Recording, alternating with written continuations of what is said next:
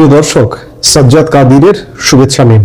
এই মুহূর্তে আপনাদের সামনে কথা বলতে এসেছি একটি আমার নিজস্ব মৌলিক বিষয়ে মতামত প্রসঙ্গটি হলো নতুন বিএনপি সরকারের আয়ু কতদিন, জনপ্রিয়তায় কি আওয়ামী লীগ ফিরছে কিনা, এই বিষয়টি নিয়ে এই মুহূর্তে কথা বলবো। কারণ আপনারা জানেন 12 ফেব্রুয়ারি নির্বাচন হয়ে গেছে।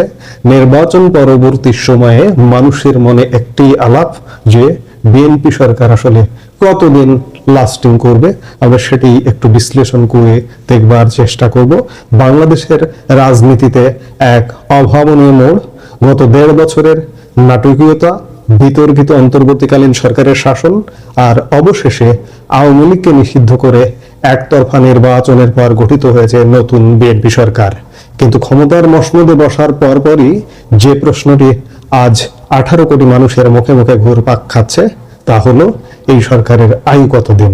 দেশের অর্ধেক জনগোষ্ঠীকে আড়ালে রেখে, একটি বৃহৎ রাজনৈতিক শক্তিকে নির্বাচনের বাইরে রেখে এই যে যাত্রা শুরু হলো, এটি কি গণতন্ত্রের জয় নাকি এক অনিশ্চিত ভবিষ্যতের শুরু?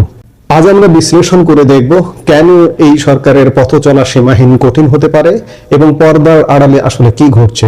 বন্ধুরা, ইতিহাসের চাকা যেন এক অদ্ভুতভাবে ঘুরে দাঁড়িয়েছে। 2024 সালের শুরুতে আওয়ামী লীগ একটি নির্বাচন করেছিল, যা নিয়ে অনেক বিতর্ক ছিল। বিরোধীরা অংশ নেয়নি। সেই সরকারের মেয়াদ ছিল মাত্র 8 মাস। কিন্তু আজকের প্রেক্ষাপট কি তার চেয়েও বেশি জটিল? বিশ্লেষকরা বলছেন 2024 সালে আওয়ামী লীগ কোনো দলকে নিষিদ্ধ করেনি। অন্য দলগুলো তাদের দাবিতে অটল থেকে নির্বাচনে আসেনি। কিন্তু এবারের চিত্র ভিন্ন। এবার আওয়ামী লীগ নির্বাচনে অংশ নিতে চাইলেও তাদের সুযোগ দেওয়া হয়নি, বরং জামাতের ষড়যন্ত্রে আওয়ামী লীগকে নিষিদ্ধ করা হয়েছে। এর মানে দাঁড়ালো দেশের একটি বিশাল জনগোষ্ঠীর ম্যান্ডেট বা জনমত ছাড়াই এই সরকার গঠিত হয়েছে। যখন একটি দেশের অর্ধেক মানুষকে উপেক্ষা করে সরকার গঠন করা হয়, তখন সেই সরকারের নৈতিক ভিত্তি কতটা মজবুত থাকে, প্রশ্নটা সেখানেই। আপনারা লক্ষ্য করেছেন, আওয়ামী লীগ সরকারের পতনের পর গত 1.5 বছর দেশ চালিয়েছে একটি অন্তর্বর্তীকালীন সরকার। মানুষ আশা করেছিল পরিবর্তন, কিন্তু বাস্তবতা কি ছিল? মানুষ যখন তুলনা করতে শুরু করলো, তখন দেখা গেল আওয়ামী লীগ আমলের তুলনায় সামাজিক অস্থিরতা, জানমালের নিরাপত্তা এবং অর্থনৈতিক সূচক সব ক্ষেত্রে ইউনূস সরকারের পারফরমেন্স ছিল প্রশ্নবিদ্ধ। সাধারণ মানুষের ভাষায় ব্যবসা বাণিজ্য স্থবির হয়ে পড়েছিল। আর ঠিক এই জায়গাতেও ঘটেছে এক অবিশ্বাস্য ঘটনা।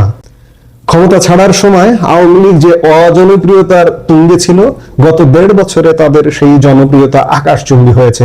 মানুষের মুখে মুখে আজ একটাই কথা, আগের সরকারই ভালো ছিল।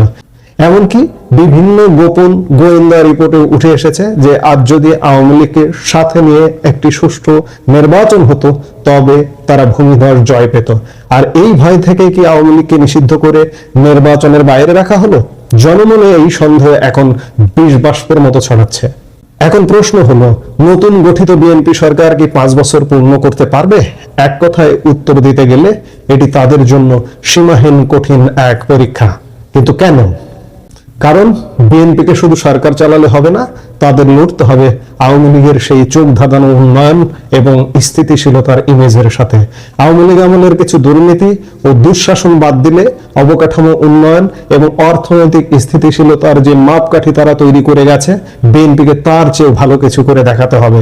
যদি কয়েক মাসের মধ্যে আইন শৃঙ্খলা পরিস্থিতির উন্নতি না হয়, যদি দ্রব্যমূল্য মানুষের নাগালের বাইরে থাকে, তবে সাধারণ মানুষ রাজপথে নেমে বলতে শুরু করবে, আওয়ামী লীগকে ফিরিয়ে দাও।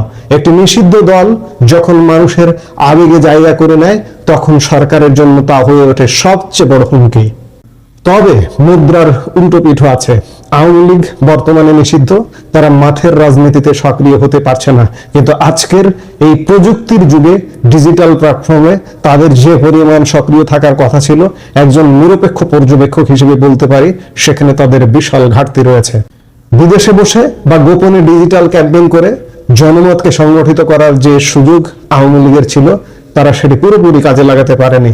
তাদের সাংগঠনিক দক্ষতা এখন এক বড় প্রশ্নের মুখে।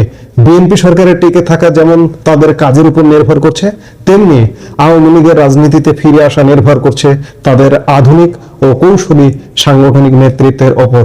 নিষিদ্ধতা কাটিয়ে তারা কি পারবে আবার রাজপথে ফিরতে, নাকি ডিজিটাল লড়াইয়ে পিছিয়ে পড়ার কারণে তারা আরো ফিরতে বিলম্ব হবে? দিন শেষে রাজনীতি হলো মানুষের জন্য। কোন দলকে নিষিদ্ধ করে অর্ধেক মানুষকে বাদ দিয়ে দীর্ঘমেয়াদী স্থিতিশীলতা আনা প্রায় অসম্ভব।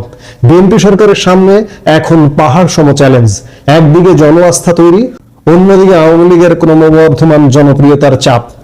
যদি তারা জনগণের জানমালের নিরাপত্তা নিশ্চিত করতে না পারে, তবে ইতিহাসের পুনরাবৃত্তি হতে বেশি সময় লাগবে না। বাংলাদেশের মানুষ এখন অনেক বেশি সচেতন। তারা উন্নয়ন চায়, শান্তি চায় এবং সর্বোপরি তাদের ভোটের সঠিক প্রতিফলন চায়। সামনে কি ঘটছে? আওয়ামী লীগ কি পারবে তাদের সাংগঠনিক দুর্বলতা কাটিয়ে ফিরতে, নাকি বিএনপি তাদের কাজের মাধ্যমে মানুষের মন জয় করে পূর্ণ মেয়াদ শেষ করবে? সময়ই আসলে সব বলে দেবে। আপনার কি মনে হয়, এই সরকার কি 5 বছর টিকবে? কমেন্ট বক্সে আপনার মূল্যবান মতামত জানান। এই মুহূর্তে এ পর্যন্ত। সবাই ভালো থাকুন, সুস্থ থাকুন। আমাদের ভিডিওগুলো নিয়মিত পেতে সাবস্ক্রাইব করুন Sajjad Kadir and the legends YouTube channel এবং লাইক, কমেন্ট, শেয়ার করে সাথে থাকুন।